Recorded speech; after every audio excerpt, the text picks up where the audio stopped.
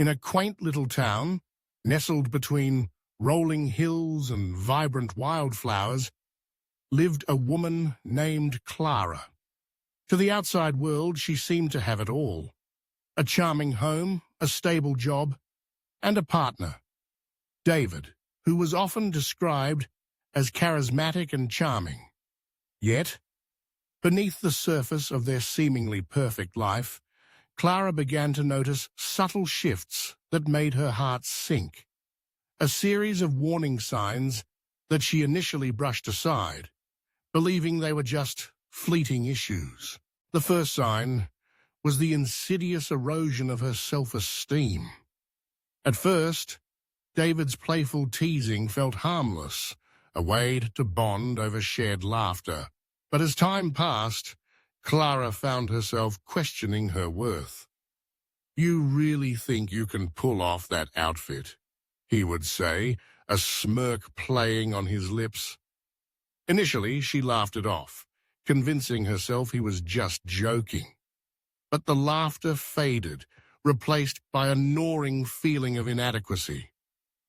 It was the first red flag she ignored, a signal that her partner's words were slowly chiseling away at her confidence. The second warning sign emerged in the form of isolation.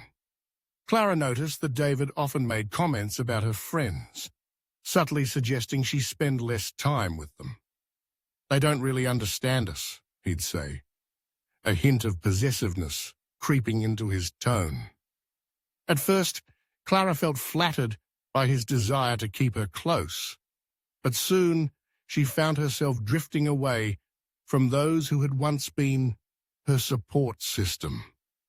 The vibrant conversations and laughter that filled her life began to fade, replaced by quiet nights spent in David's shadow.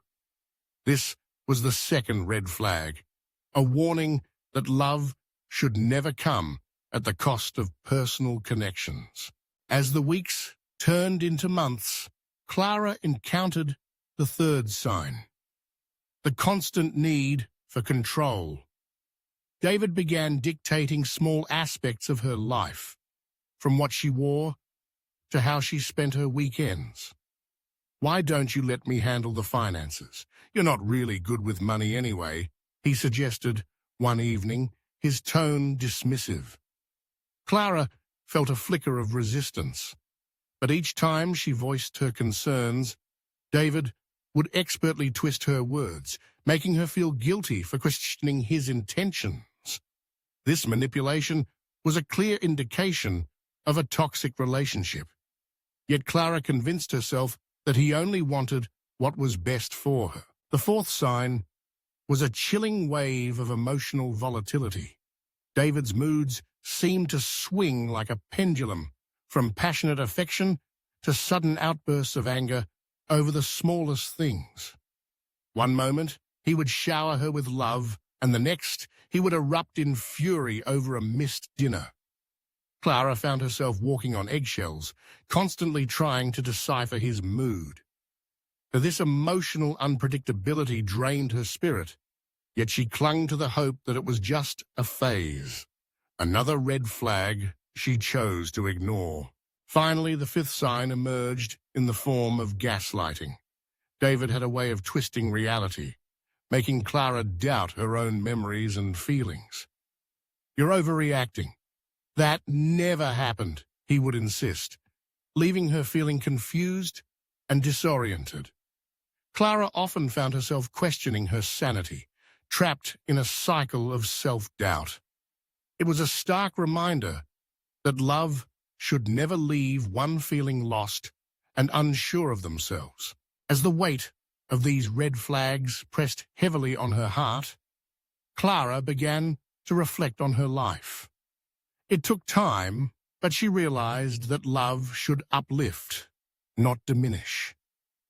With each warning sign she recognized, she felt a flicker of strength igniting within her. She reached out to her friends, rekindling those connections that had once brought her joy. She sought therapy, learning to rebuild her self-esteem and reclaim her voice.